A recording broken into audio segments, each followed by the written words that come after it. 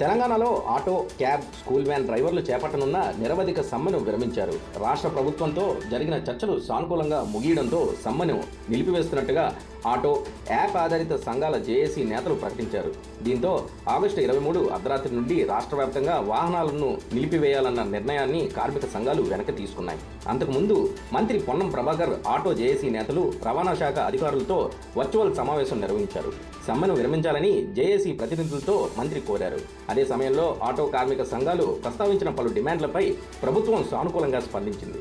దీంతో ఇరు వర్గాల మధ్య చర్చలు ఫలించడంతో సమ్మె నిర్ణయాన్ని ఉపసంహరించుకున్నట్టుగా జేఏసీ నేతలు వెల్లడించారు. సమ్మె విరమణ నిర్ణయంతో తెలంగాణ ప్రజలకు, ముఖ్యంగా హైదరాబాద్ నగరవాసులకు ఊరట లభించింది. ఆటోలు, క్యాబులు, స్కూల్ వ్యాన్లు బంద్ అయితే ఎదురయ్యే ఇబ్బందులు తప్పినట్లయింది. ఈ పరిణామంపై మంత్రి పొన్నం ప్రభాకర్ కూడా స్పందించారు. అటు కార్మిక సంఘాలతో నిర్వహించిన చర్చలు విజయవంతమయ్యాయని తెలిపారు. కార్మిక సంఘాల డిమాండ్లపై ప్రభుత్వం సానుకూలంగా ఉందని స్పష్టం చేశారు. ప్రభుత్వం చేసిన విజ్ఞప్తిని పరిగణనలోకి తీసుకుని సమ్మెను విరమించిన ఆటో కార్మిక సంఘాలకు ఆయన కృతజ్ఞతలు తెలిపారు.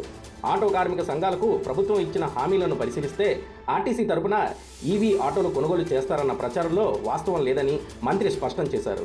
ఇది కేవలం దుష్ప్రచారం మాత్రమేనన్నారు. ఆటో కార్మికుల సంక్షేమం బోర్డు ఏర్పాటుకు ప్రభుత్వం అంగీకరించిందని తెలిపారు. దీనికి సంబంధించిన విధి విధానాలను సెప్టెంబర్ 1న కార్మిక శాఖ, రవాణా శాఖ, ఆటో కార్మిక సంఘ ప్రతినిధులతో సంయుక్త సమావేశాలు నిర్వహిస్తున్నట్టుగా వెల్లడించారు. 2012 తర్వాత ఆటో ఛార్జీలను పెంచలేదని గుర్తించిన ప్రభుత్వం ఛార్జీల పెంపునకు అంగీకరించింది. అయితే ఎంత మేర పెంచాలనే దానిపై ముందుగా నివేదిక తీసుకొని అనంతరం సంబంధిత జీవో జారీ చేస్తున్నట్టుగా మంత్రి పేర్కొన్నారు. ఓలా, ఊబర్ తరహాలో ప్రభుత్వం ఆధ్వర్యంలో ప్రత్యేక యాప్ను తీసుకురావాలని కూడా నిర్ణయించినట్టుగా తెలిపారు. ఈ యాప్ను అందుబాటులోకి తీసుకొచ్చేందుకు ఐటీ శాఖ ద్వారా అవసరమైన ప్రక్రియను ప్రారంభిస్తామని చెప్పారు. ర్యాపిడో, ఓలా, ఊబర్ వంటి ద్విచక్ర వాహన సేవల్లో ఎల్లో ప్లేట్ ఉన్న వాహనాలకే ప్రయాణికులను తరలించే అవకాశం కల్పించే అంశంపై కూడా ప్రభుత్వం నిర్ణయం తీసుకుంటుంది. నేను రవాణా శాఖ మంత్రిని. తెలంగాణలో ఆటో కార్మికులు సమ్మెకు పిలిపించారు. నేను ఎందుకంటే హైదరాబాద్లో లేను కాబట్టి నేను ఆ సంఘాలకు నేరుగా వ్యక్తిగతంగా విజ్ఞప్తి చేస్తున్నట్టే భావించండి. నేను రవాణా శాఖ మంత్రిగా ఆర్టీసీ కార్మికులకు కూడా ఇష్యూ వస్తే నేను వాళ్ళకి చెప్పినా పరిష్కారం చేస్తా అని చెప్పినాం, పరిష్కారం చేసినాం. ఇవాళ ఆర్టీసీకి సంబంధించి గుర్తింపు ఎన్నికలు విలీన ప్రక్రియ అంతా కూడా వాళ్ళ మిగతా అంశాలన్నీ పరిష్కారం అవుతాయి.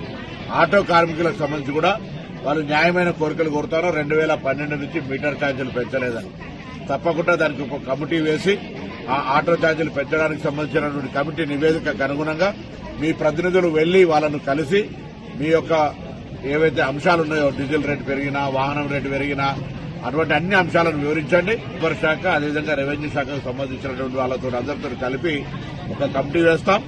తొందరలోనే ఆ కమిటీ వేసి ఆ యొక్క 2012 తర్వాత పెరగనటువంటి ఛార్జీలను పెంచుతాం, ఎంత అనేటువంటిది మనం సమిష్టిగా నిర్ణయం చేద్దామనే మాట మనం చేస్తాం.